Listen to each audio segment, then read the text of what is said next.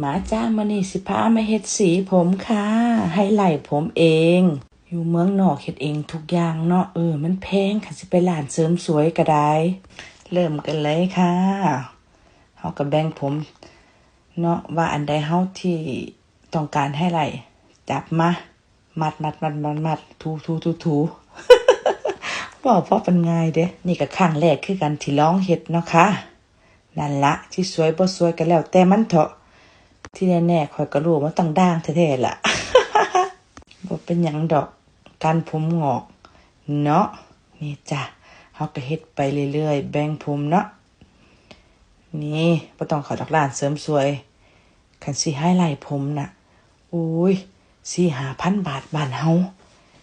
นี่จ้ะหลังที่เฮาเฮ็ดเสร็จสับเรียบร้อยนี่จ้ะจะดึงออกแล้วมาเบิ่งผลงานมันคือออกสีแดงวะข่อยบ่ได้เอาสีแดงนี่ข่อยเอาสีทองๆแหมคล้ายๆผมงอกมันหายากเนาะสีควันบุหรี่นี่ละเอาเฮ็ดไปก่อนนี่ค่ะดึงออกมาโอ้มันสิด่างบ่ล่ะอีแม่เอ้ย ก็เลยอยากหัวเอาเฮ็ดไปก็ซ้ำมาเถาะครั้งแรกที่เคยเฮ็ดลองเฮ็ดไป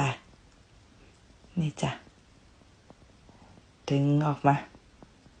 เอากลับไปสระผมนะจ๊ะมาดูผลงานเฮานี่ค่ะเสร็จสับเรียบร้อยเป็นจังไดด่างได้ใจบ่พี่น้องจ๋า ค่อยละอยากหัวผ่านบ่ค่ะผ่านบ่ มันก็โอเคอยู่จะได้ข่อยว่า